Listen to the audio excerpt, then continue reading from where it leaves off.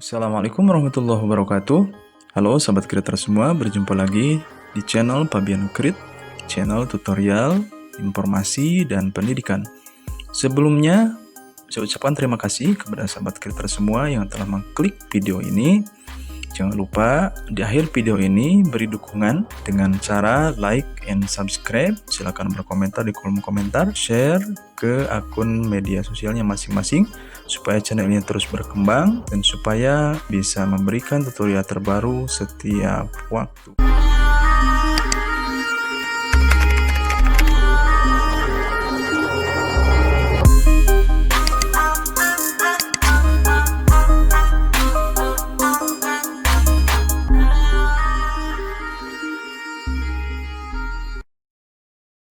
Ya, alhamdulillah sekali ini ada informasi terbaru terkait kebijakan pengadaan CSN formasi tahun 2022 di bawah Kementerian Agama, Bapak Ibu. Nah, di sini berikut ini ada jumlah formasi juga serta jadwal seleksi pembukaan untuk SHCSN pendaftaran P3K untuk Kementerian Agama, Bapak Ibu. Nah, sobat-sobat TPMD dimanapun berada, untuk mengawali untuk pendaftaran P3K tahun 2022 di bawah Kementerian Agama, ini ada handout untuk pengadaan CSN formasi tahun 2022 di bawah Kementerian Agama. Nah, yang pertama Bapak Ibu, di sini ada kebijakan terkait pelaksanaan, ya. Nah, terkait pelaksanaan kebijakan ini adalah kebijakan secara nasional dan kebijakan untuk Kementerian Agama. Kemudian distribusi alokasi formasi. Nah, Bapak Ibu, untuk Kementerian Agama sendiri ini membuka formasi untuk tenaga pendidik, tenaga keagamaan, dan tenaga fungsional ya. Kemudian untuk Kementerian Agama juga ada rencana pelaksanaan jadwal pelaksanaan. Ini ada jadwal untuk di tahun 2022 dan jadwal di tahun 2023. Karena Kementerian Agama membuka dua opsi di sini Bapak Ibu karena belum disetujui langsung oleh Menpan RB dan BKN.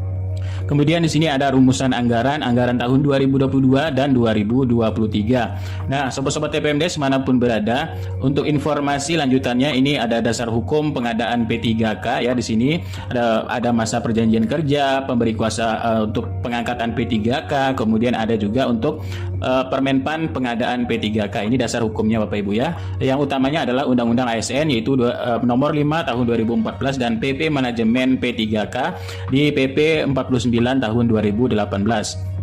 Kemudian sesuai dengan amanat Presiden yaitu terkait dengan prioritas kerja Presiden Joko Widodo, Bapak Ibu, di sini adalah yang paling utama pengembangan sumber daya manusia. Nah, inilah makanya diadakan kebijakannya yaitu untuk pengadaan ASN P3K ya, kebijakan secara nasional.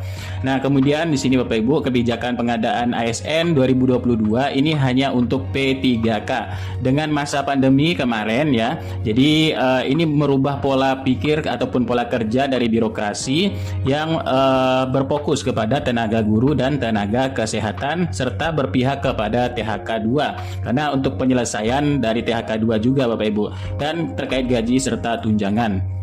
Nah, selanjutnya Bapak Ibu, dalam Kementerian Agama ada hal-hal yang perlu Bapak Ibu pahami terkait pemahaman bersama Bapak Ibu ya. Nah, ini Bapak Ibu, untuk pendaftaran P3K tidak hanya untuk tenaga honorer saja, tetapi untuk umum juga dapat melamar. Alhamdulillah sekali Bapak Ibu ya. Di Kementerian Agama ini membuka untuk lowongan pelamar umum serta juga untuk honorer. Dengan perjanjian kerja ini sistemnya adalah P3K. Nah, P3K dengan tenaga honorer dengan P3K ini sangat berbeda sekali dan di sini juga dilakukan seleksi untuk menjadi P3K sesuai dengan di sini kedudukan P3K dan PNS ini sama, cuman yang berbeda adalah pensiunnya. Kemudian PP 49 2018 ini adalah PP jangan dianggap sebagai PP yang mengatur tenaga honorer dan Perpres 38 2020 ini hanya bisa diisi oleh jabatan fungsional ini adalah jabatan profesional di bidangnya ya dan jabatan tertentu atau JPT yang bukan menyangkut dari rahasia negara. Nah, dari arah kebijakan strategi nasional di bawah Kementerian Agama ini pada intinya adalah untuk memperkuat moderasi beragama. Ini visi dan misi dari Bapak Yakut Khalil Qomas, Bapak Ibu. Nah, selanjutnya di sini, nah untuk kebijakan Kementerian Agama, Bapak Ibu, P3K Kementerian Agama ini ada memiliki 4 unsur, Bapak Ibu ya. Yang pertama untuk pelamar calon P3K. Pelamar calon P3K Kementerian Agama sudah mengusulkan kepada Menpan RB bahwa calon ASN Kemenak ini memprioritaskan bagi mereka yang sudah lama mengabdi. Perlu diingatkan Bapak Ibu, ini untuk Kementerian Agama memprioritaskan yang sudah lama mengabdi ya Bapak Ibu. Yang kedua, kompetensi. Terkait dengan kompetensi, Kementerian Agama ini akan mengikuti seleksi kompetensi menggunakan CAT BKN, Bapak Ibu. Berarti dia ini akan menggunakan tes, yaitu tesnya kompetensi manajerial, kompetensi sosiokultural, dan kompetensi teknis, serta wawancara yang berbasis CAT untuk integritas dan moralitas. Dan poin-poin penting untuk CAT Kementerian Agama ini adalah yang utamanya moderasi beragama ya. Moderasi beragama ini visi misi dari Kementerian Agama, serta profil ASN. Profil ASN ini akan memiliki kompetensi yang sesuai dengan kebutuhan jabatan yang dimiliki pemahaman beragama yang moderat dalam mencapai tujuan Kementerian Agama secara keseluruhan. Nah, lanjutnya Bapak Ibu, ini untuk persyaratan umum calon P3K ini sama seperti PNS Bapak Ibu ya. WNI, warga negara Indonesia. Kemudian untuk P3K ini umurnya paling rendah 20 sampai dengan 59 tahun atau paling tinggi 1 tahun sebelum masa usia pensiun dan tidak pernah dipenjara dan lain sebagainya. Ini adalah persyaratan umum calon P3K untuk seluruh instansi Bapak Ibu ya. Selanjutnya di sini, nah ini untuk formasi P3K P3K untuk Kementerian Agama. Nah, untuk Kementerian Agama mendistribusikan alokasi formasi CSN 2022 terbagi beberapa kelompok jabatan. Yang pertama Bapak Ibu, kelompok jabatan tenaga pendidik. Nah, tenaga pendidik ini terdiri dari 2, yaitu tenaga guru dan tenaga dosen. Tenaga pendidik diberikan alokasi formasi ini sebesar 27.589. Untuk guru sendiri di sini 24.848 dan dosen 2.741. Maka total presentasinya mencapai 55,62%. Lalu selanjutnya untuk tenaga keagamaan dibagi menjadi 2, yaitu penyuluh agama serta penghulu. Nah, untuk tenaga keagamaan diberikan formasi sebesar 14.735. Di antaranya adalah penyuluh agama 12.427 dan penghulu ini ada 2.308. Maka total presentasinya adalah 29,70%. Dan yang ketiga, Bapak Ibu, Kementerian Agama juga membuka jabatan fungsional serta jabatan tendik atau tenaga kependidikan ya. Nah, tenaga fungsional dan tendik ini diberikan alokasi formasi 7.281 atau 14,68%. Maka untuk Kementerian Agama ini membuka 3 kelompok jabatan, termasuk juga membuka untuk tendik Bapak Ibu. Alhamdulillah sekali ya untuk Kementerian Agama ini. Dan ini ya sudah ditetapkan oleh Menpan RB formasinya totalnya sebesar yaitu 49.605 formasi ya. Ini ditetapkan 28 Oktober kemarin oleh Kemenpan RB. Nah, Bapak Ibu, ini alokasi formasinya mudah-mudahan Bapak Ibu juga bisa tercover karena tadi ini untuk P3K tidak hanya untuk tenaga honorer ya, sesuai dengan ini tadi. Tapi juga, tapi juga dibuka untuk umum, untuk pelamar umum juga dibuka Bapak Ibu. Alhamdulillah sekali untuk Kementerian Agama ini. Nah, selanjutnya Bapak Ibu di sini untuk perkiraan skenario untuk jadwal pelaksanaan pembukaan pendaftaran P3K Kementerian Agama. Nah, Kementerian Agama membuat skenario ataupun skenario jadwal, yaitu yang pertama ada skenario 1 dan skenario 2. Nah, untuk skenario pertamanya Bapak Ibu ya, ini diperkirakan yaitu tanggal 16 sampai 30 ini adalah pengumuman seleksi seleksi. Nah, Bapak Ibu bisa mendaftar P3K melalui SSCSN ini di tanggal 16 November sampai 7 Desember untuk pendaftaran seleksi. Lanjutnya Bapak Ibu, untuk seleksi administrasi ini ada di 16 sampai 14 Desember ya, 16 November sampai 14 Desember seleksi administrasinya. Pengumuman hasil seleksi administrasi di tanggal 15-16 Desember dan masa sanggah di tanggal 17 sampai 19 Desember. Nah, lalu jawab sanggah nanti ini tanggal 17-23 Desember dan untuk pengumuman pasca sanggah ini 1 hari yaitu 24 Desember dan penarikan data final ini di 26 sampai 27 Desember serta penjadwalan seleksi. Penjadwalan seleksi artinya penjadwalan untuk tes ya Bapak Ibu di tanggal 28 sampai 30 Desember. Nah, Kementerian Agama juga memperkirakan langsung masuk ke tahun anggaran baru 2023 ini untuk pengumuman jadwal seleksi persesinya yaitu di tanggal 2 sampai 7 Januari. Nah, seleksi dimulainya ini tanggal 8 sampai 8 Januari sampai 6 Februari untuk pelaksanaan seleksi.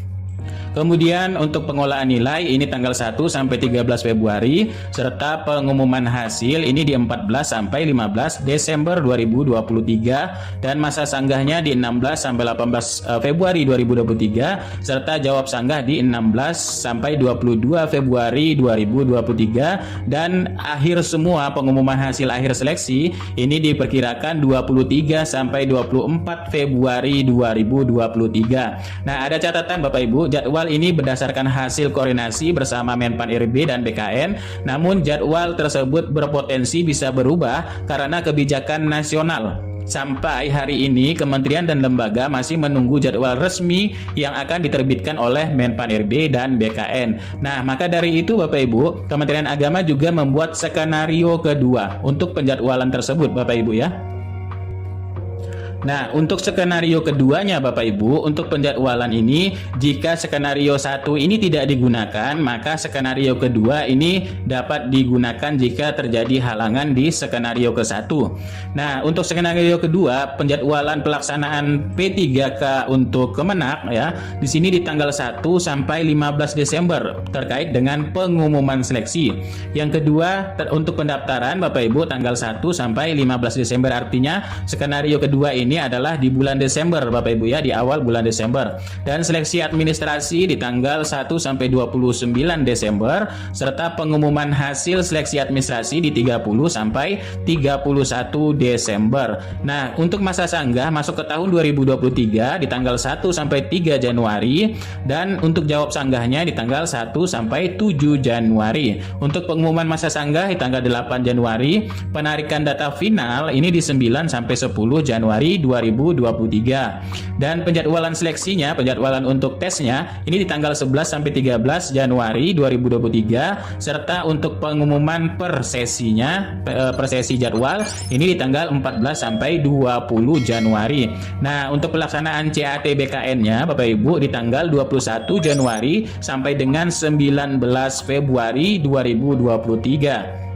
Untuk pengolahan nilai ini di tanggal 14 sampai 26 Februari dan untuk pengumuman hasil ini 27 sampai 28 Februari dan masa sanggah di 1 sampai 3 Maret 2023. Dan untuk jawab sanggah ini di 1 sampai 7 Maret 2023 dan untuk semua dari pengelolaan pengumuman hasil akhir ini di tanggal 8 sampai 9 Maret 2023. Lagi-lagi ini adalah jadwal hasil koordinasi dengan Menpan RB dan BKN. Untuk jadwal resminya nanti langsung akan dikeluarkan oleh Menpan RB dengan BKN Bapak Ibu. Tapi Kemenak sudah memiliki 2 skenario penjadwalan pelaksanaan seleksi P3K Kementerian Agama.